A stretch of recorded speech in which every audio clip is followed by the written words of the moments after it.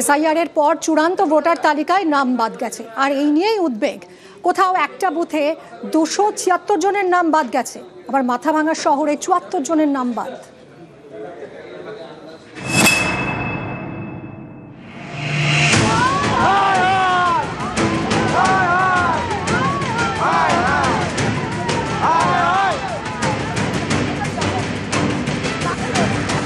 শনিবার প্রথম ভোটার তালিকা প্রকাশ করেছে কমিশন।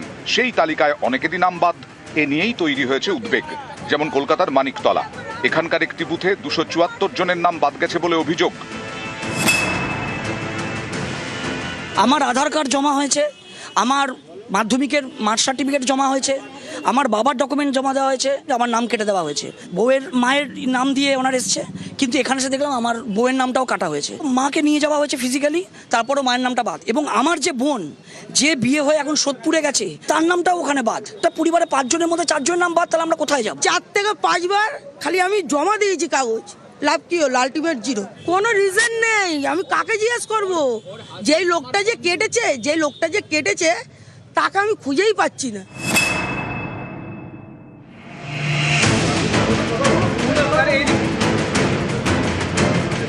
উত্তর 24 পরগনার বারাসাত পুরসভার 13 নম্বর ওয়ার্ড বনমালীপুর, এখানকার 27 জনের নাম প্রথম ভোটার তালিকা থেকে বাদ গেছে বলে অভিযোগ।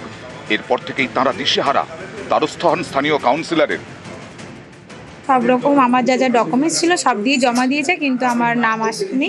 নির্বাচন কমিশনারকেই বলবো যে সব রকম ডকুমেন্টস থাকা সত্ত্বেও আমাকে কেন নামটা উঠলো না, এটা নির্বাচন কমিশন ছাড়াই দায়ী।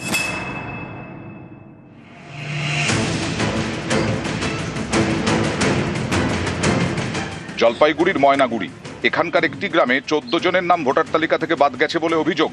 পঞ্চায়েত সমিতির সদস্যর দাবি, তাঁর নামের পাশেও লেখা ডিলিটেড।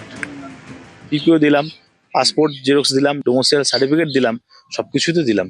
এত কিছু দেওয়ার পরেও যদি নামটা আমার ডিলিট হয়, তাহলে তো আমার বলার আর কোনো ভাষা নেই। সবচেয়ে বড় কথা, আমার বাড়ির সবার আছে, স্পেসিফিকলি আমারটাই নাই। তো আমার নামটা যদি এভাবে কাটে, সাধারণ লোকগুলো কি করবে?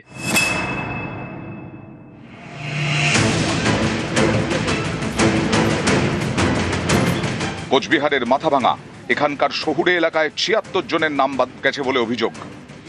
আমার তো নামটা দেখা গেল, নামটা কাটা পড়ে গেছে, কিন্তু আমি ব্যাপারটা বুঝতে পারলাম না কিভাবে কাটা পড়লো। মার নাম যেহেতু আছে, বোনের নাম আছে, সেহেতু আমার নামটা কাটা পড়লো কিভাবে। নিউজ 18 বাংলা।